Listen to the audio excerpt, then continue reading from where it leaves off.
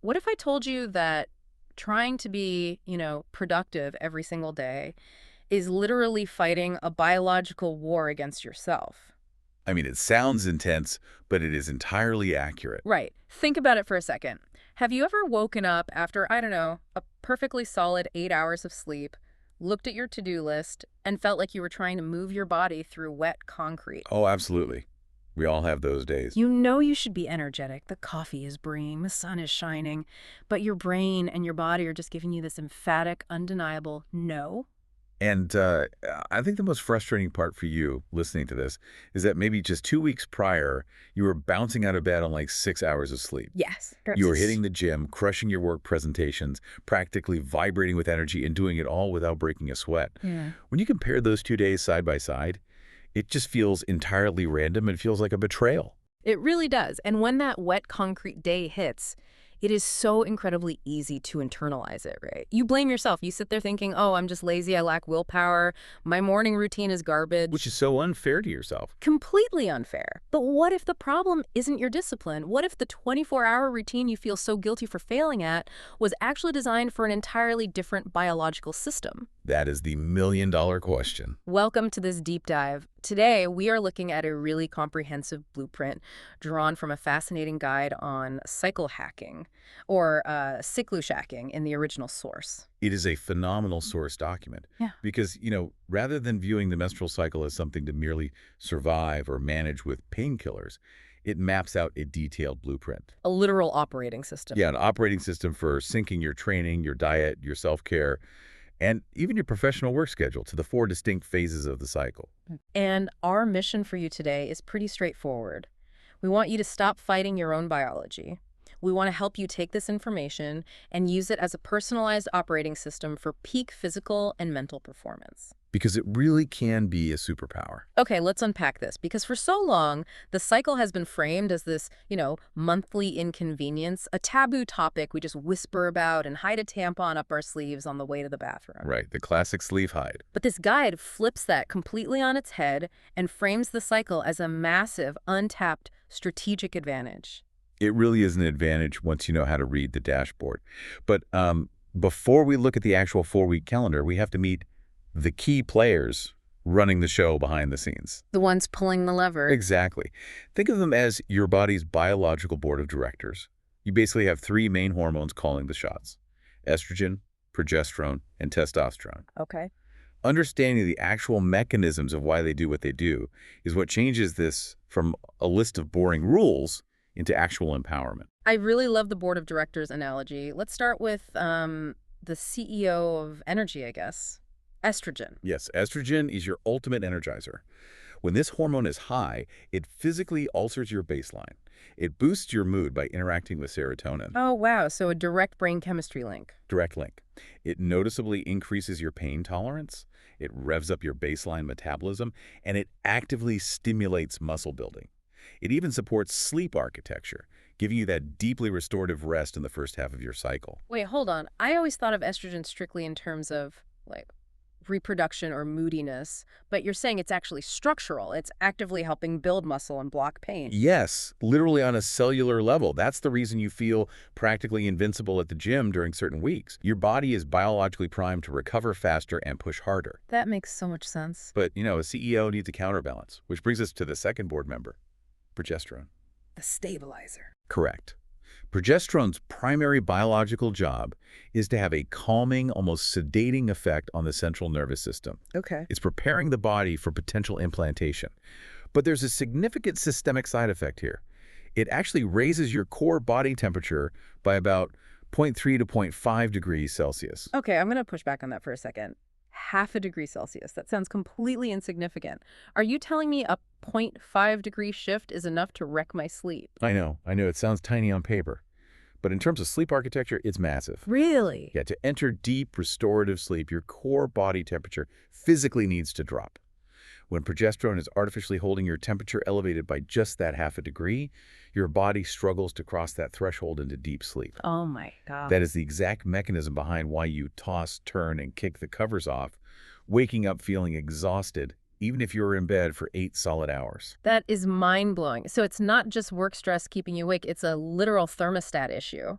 Precisely. And what's fascinating here is how progesterone also actively shifts your nutritional cravings. Oh, let's talk about the cravings. Right. Because many people notice a massive spike in their appetite for carbohydrates and sweets during the phase when progesterone is dominant. We are, conditioned to view this as a failure of willpower. We totally are. We beat ourselves up over a chocolate bar. But it's actually an evolutionary mandate.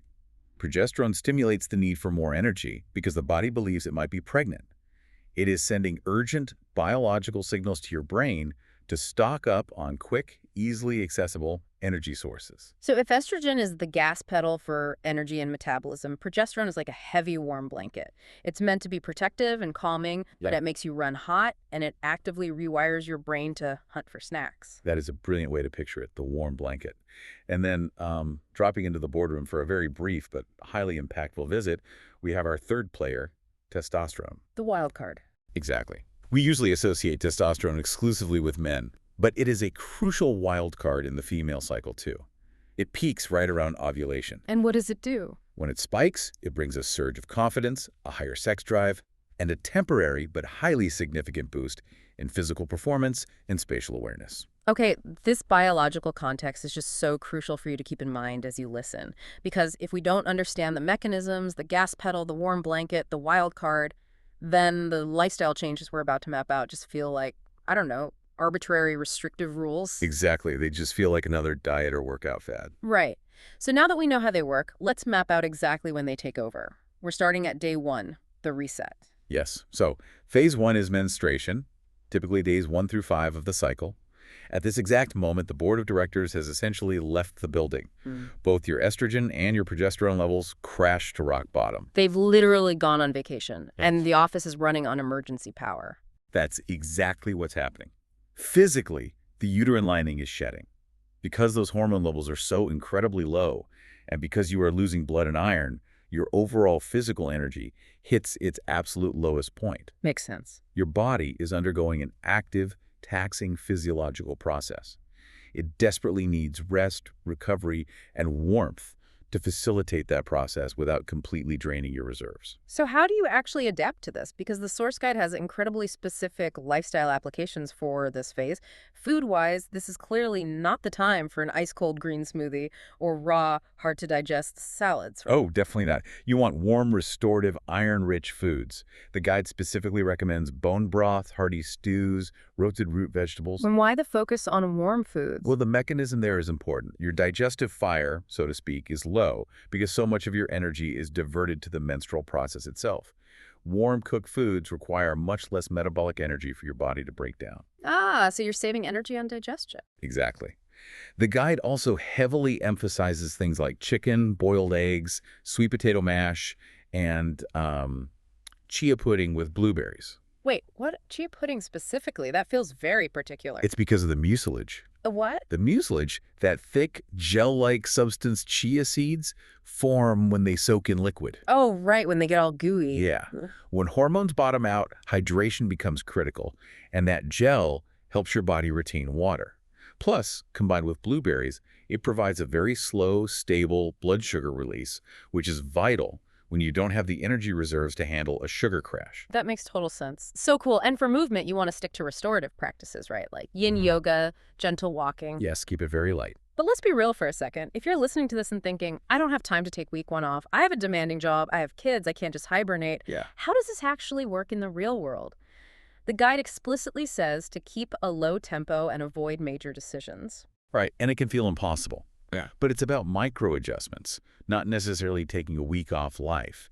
If you have to work, can you block out your calendar for deep, independent work rather than hosting a highly combative brainstorming meeting? Just managing your exposure to stress. Exactly. Can you use a heating pad at your desk? It's a time for journaling, reflection, maybe taking a sauna to relieve cramps.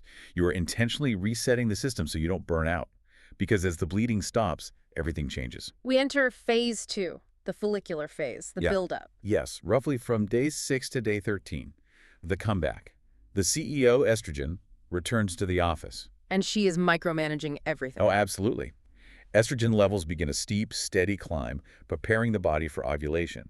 And because we know estrogen is that cellular energizer, the physical transformation you experience here is night and day. You literally feel like a different person. Your energy skyrockets, your mood lifts, and your cognitive processing speed actually comes sharper. Your sleep quality is fantastic. It is such a stark contrast. Like in phase 1, you're practically wrapped around a hot water bottle craving soup in isolation.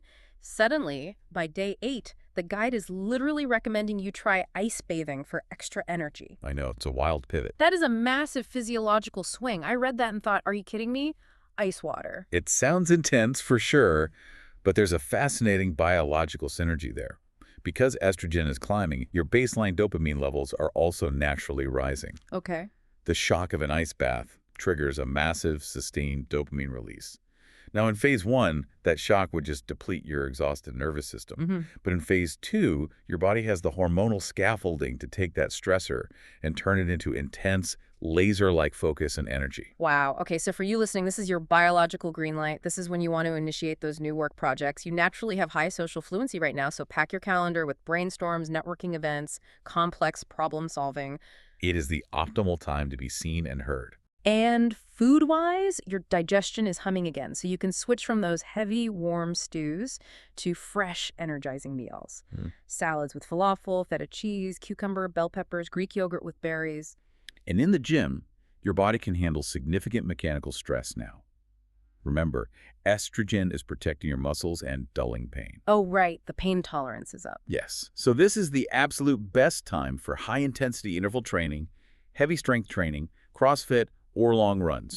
Your muscle building capacity is fully optimized. It's the ultimate get things done phase. But just as you're riding that high of productivity, feeling like you've completely mastered your life and your to-do list, the hormones shift gears entirely. They always do. We move into phase 3, ovulation, the peak. Yes, ovulation typically happens around days 14 to 20. This is the main event your body has been preparing for. Estrogen reaches its absolute peak, and remember that wild card we talked about? Testosterone. Exactly. Testosterone temporarily spikes right alongside it. It is such a powerful chemical cocktail. You are at your optimal physical strength, your sex drive is up, and socially, this is your moment for maximum visibility. Yes, the guide strongly suggests booking your most important interviews, salary negotiations, or major stage presentations right here. Because you are biologically primed to be confident, articulate, and magnetic. You are, but you do have to be highly strategic with your fuel. Because you're pushing so hard physically and socially, you need easily digestible high-protein foods. Like what? Scrambled eggs, sweet potatoes, avocado, broccolini, smoothies with high-quality protein powder. You want dense nutrients without taxing the digestive system, which is actually starting to prepare for the next phase. Here's where it gets really interesting, though. I was reading through the workout recommendations for this peak ovulation phase.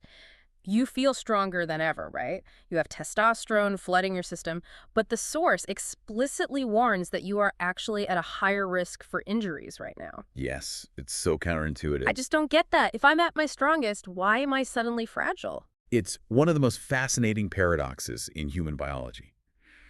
The very same peak in estrogen that gives you that incredible muscular strength and pain tolerance also fundamentally changes the laxity of your ligaments and tendons. Right, why would it do that? It comes down to evolutionary biology. The body is releasing an egg and preparing the pelvis for a potential pregnancy and eventually childbirth. Oh, so things need to stretch. Exactly. To do that, the structural ligaments need to become a bit more elastic, but that elasticity makes your joints slightly less stable. Wow. So while your muscles have the explosive energy to hit a personal record on your heavy deadlift, your physical joint structure is actually more vulnerable to a tweak, a roll, or a sprain if your form isn't absolutely perfect. That is wild. I had no idea estrogen was manipulating my joints like that. So the takeaway for you listening is use the massive energy, do the sprints, lift the heavy weights, but double, triple down on your form. Do not let the testosterone-fueled confidence trick you into getting sloppy with your mechanics. That is exactly the right approach. Yeah. Perfect form is non-negotiable here. Got it. And then, once the ovulation window closes, we cross a major hormonal threshold into phase 4, the luteal phase, the wind down. Ah, yes. This is the longest phase of the cycle, right? Running from roughly day 21 to day 28. Yes, estrogen takes a back seat and progesterone takes the wheel. The heavy warm blanket has arrived. It has. And this is where we need to talk about PMS premenstrual syndrome. Because culturally, we often dismiss PMS as this vague, emotional moodiness, like a punchline about just being irritable. Totally. Oh, she's just hormonal. Exactly. But looking at the source, PMS is actually a deeply mechanical, physiological process driven entirely by progesterone. Remember how we said progesterone relaxes the central nervous system? Yes, the calming, sedating effect to protect a potential pregnancy. Well, it doesn't just relax your brain. It physically relaxes the smooth muscle tissue throughout your entire body. Wait, all the smooth muscle tissue? Yes. And that includes the smooth muscle tissue in your gastrointestinal tract. It quite literally slows down your intestinal transit time. So when progesterone levels are high in week 4, your digestion physically cannot move as fast. This is the direct mechanical cause of the mild constipation, the increased gas production, and the heavy bloating that so many women experience in the week before their period. Let me make sure I'm getting this. So progesterone is basically hitting the emergency stop button on the gut's conveyor belt, and that's why everything gets backed up and bloated. That is the exact mechanism. The conveyor belt slows to a crawl. I really want to emphasize this for you listening, because the bloating, the sluggishness, and the cravings you get in week 4 aren't just you suddenly losing your willpower or failing at your diet. No, not at all. It is a mechanical side effect of your smooth muscle tissue relaxing because of a hormone. You are not failing. Your body is doing exactly what it was programmed to do. That is so incredibly freeing to understand. It really is. It completely removes the guilt from the equation. Also, remember that 0.3 to 0.5 degree temperature rise we discussed earlier. Just sleep wrecker, yes. That is happening right now. Your core is warmer, which makes you more sensitive to physical stress and makes your sleep feel lighter and far more restless. So how do we hack this luteal phase? Because it sounds like a recipe for frustration if you don't know it's coming. The guide says this is the time to finish up open work loops, not start new ones. Absolutely. You do not want to be staring at a blank whiteboard trying to invent a new marketing strategy on day 24. Right. You want to be organizing, editing, ticking off the final boxes of a project. Lowering the tempo, that's the key. Shift your workouts away from those high-intensity intervals. If you try to do CrossFit now, your core temperature is already elevated, your joints are recovering, and your sleep is compromised, you will just spike your cortisol. So what should we do instead? Go back to mobility, yoga, and low-intensity strength training. And because your sleep architecture is struggling with the temperature rise, you must practice rigorous sleep hygiene. Keep the room cold. Keep your bedroom much cooler than usual. Take a warm shower before bed, which actually helps pull heat away from your core, and prioritize magnesium supplements to help relax those muscles. And dietary-wise, because that slow conveyor belt makes you more sensitive to blood sugar crashes, you need stability. Quinoa, brown rice, cottage cheese, avocado. Yes, complex carbs and good fats. And yes, the guide specifically says dark chocolate and dates are great. You can honor those biological carb cravings, but do it with foods that won't send your blood sugar on a roller coaster and trigger more inflammation. A vital point. You also want to limit caffeine and refined sugar here, as they will only amplify the stress response your body is already highly sensitive to. Okay, we have covered a massive amount of biology, from like mucilage in chia seeds to smooth muscle relaxation. I know it can feel like a lot to process. So how do you actually apply this to your daily life without feeling overwhelmed? Let's distill this into a real-world cheat sheet. I love a good cheat sheet. Let's walk through it. Okay, so say I'm looking at my calendar trying to plan my life. Week 1, your period. This is your biological winter. Do yin yoga, eat warm, iron-rich stews, and use journaling to process your emotions. Keep your calendar as clear of high-stakes meetings as you reasonably can. Spot on. Then week 2, the follicular phase. Your spring. You are ramping up. Hit the heavy weights, do the ice baths, eat protein and fresh greens, and pack your calendar with social events and brainstorming. You are sharp, energized, and ready to initiate. Then we hit week 3, ovulation, your summer. Maximize your cardio, load up on antioxidants, and take the stage. This is your peak time for visibility, asking for a raise, and tackling hard conversations. Just watch your form at the gym so you don't tweak a loose ligament. And finally, week 4, the luteal phase. Your autumn. Time to wind down. The conveyor belt is slowing.